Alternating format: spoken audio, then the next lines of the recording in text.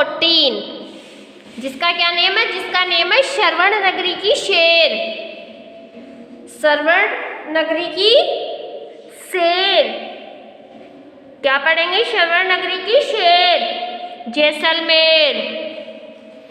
भारत की पश्चिमी सीमा का सजग प्रहरी है जैसलमेर। भारत की पश्चिमी सीमा का सजग क्या है? क्या सजग प्रहरी है? जैसलमेर। इसे श्रवण नगरी, हेमनगर, भड़कीवाड़ आदि नामों से भी जाना जाता है। इन्हें क्या किस नाम से जाना जाता है? श्रवण नगरी, हेमनगर, भड़कीवाड़ आदि के नामों से जाना जाता है।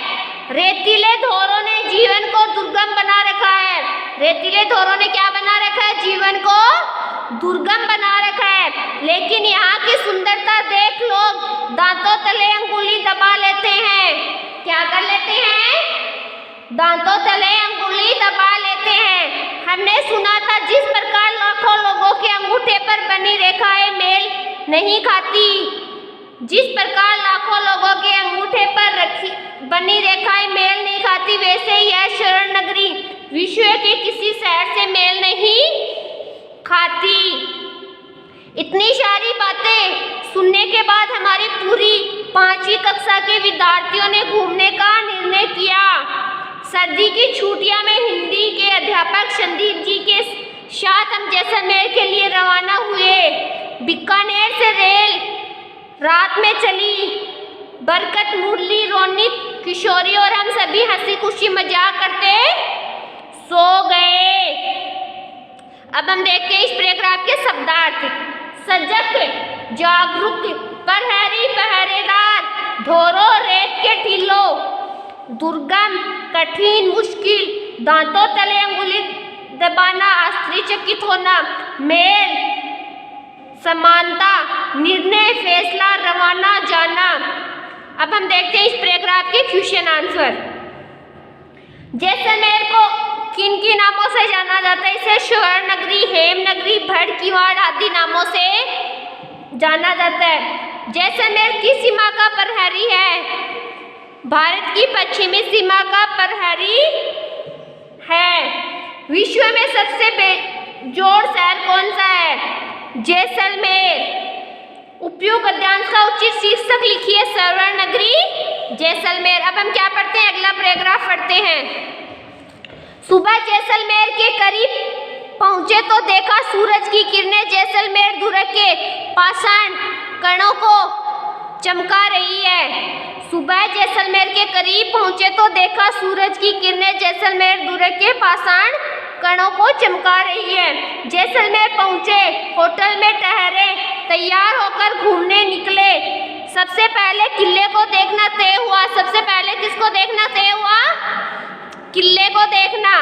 किला त्रिकूट पहाड़ी पर बना हुआ था। कहाँ बना हुआ था? त्रिकूट पहाड़ी पर बना हुआ है। इसे त्रिकूटगढ़ नाम से भी जाना जाता है।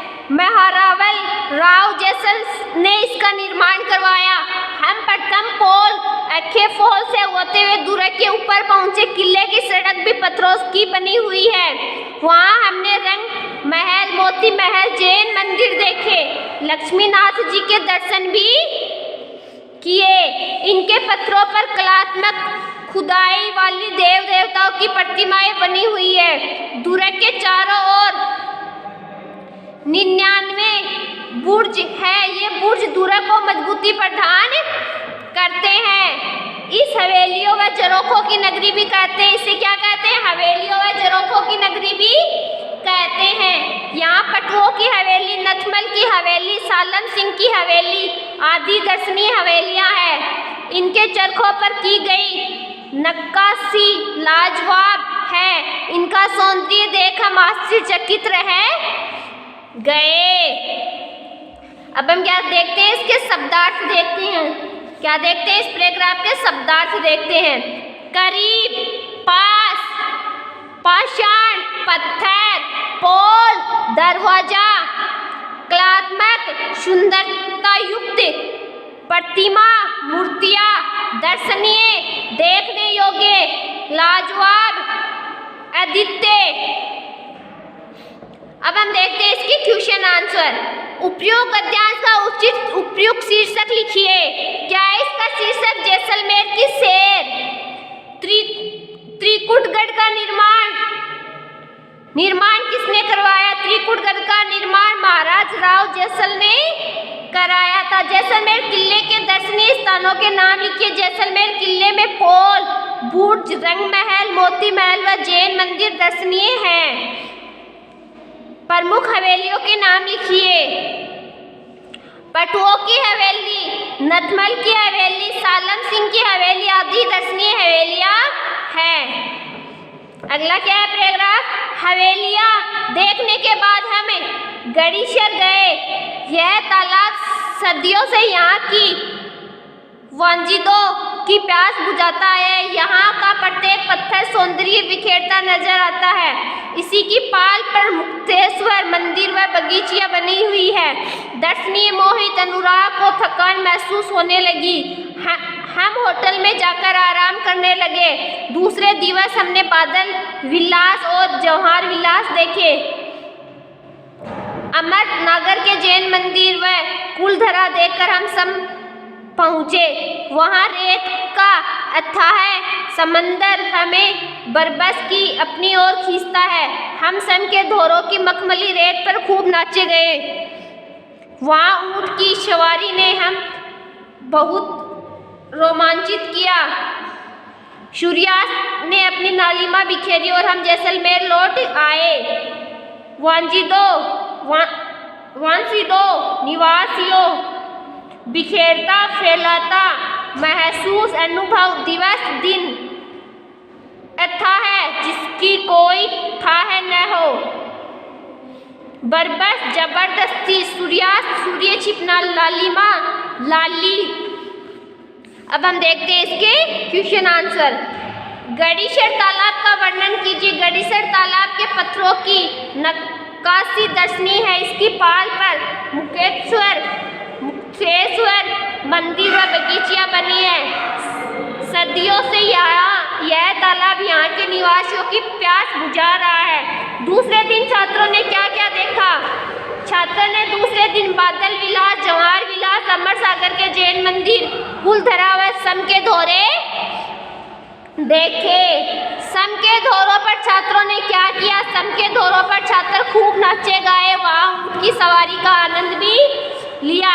सूर्यास्त का संधि विच्छेद क्या होगा? सूर्यास्त का संधि विच्छेद सूर्य प्लस अस्त।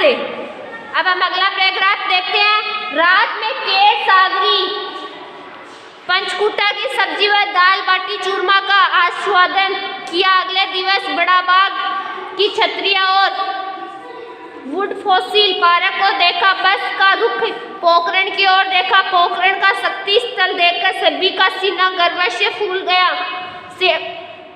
सेवली गांव स्थित कदलीवन धाम के भी दर्शन किए। बस बीकानेर की ओर चल पड़ी। हम सभी आज भी इस यात्रा को याद करते हैं तो रोमांचित हो जाते हैं। उस समय खींचे गए चित्र आज भी उस यात्रा की याद ताजा कर देते हैं। वास्तव में वह यात्रा भुलाए नहीं भूलती। अब हम इसके शब्दार्थ देखते हैं। आस्वादन, स्वाद, वुड फॉसिल पार्क, जैसलमेर से बाड़मेर की ओर जाने वाले जैसलमेर शहर से 15 किलोमीटर दूर आकल गांव में दर्जनों पेड़ थे जो हजारों वर्ष तक विभिन्न मौसमों की चोट से सहते सहते पेड़ों की लकड़ी पत्थर में बदल गई। उस पार्क को राज्य सरकार द्वारा संरक्षित किया गया। रुख, मुँह, दिशा, गर्व, गौरव, दर्शन देखना, रोमांचित, खुशी से रोम रोम खिल उठना। अब हम क्या देखते हैं? इसकी क्वेश्चन आंसर देखते हैं। सभी ने रात्रि में किसका स्वाद लिया? सभी ने रात के भोजन में गेर सांगरी पंचकुटा की सब्जी व दाल बाटी चूरमा का स्वाद लिया। दूसरे दिन सभी ने क्या देखा? दूसरे दिन सभी ने बड़ा बाग की छतरिया, वुड फॉसिल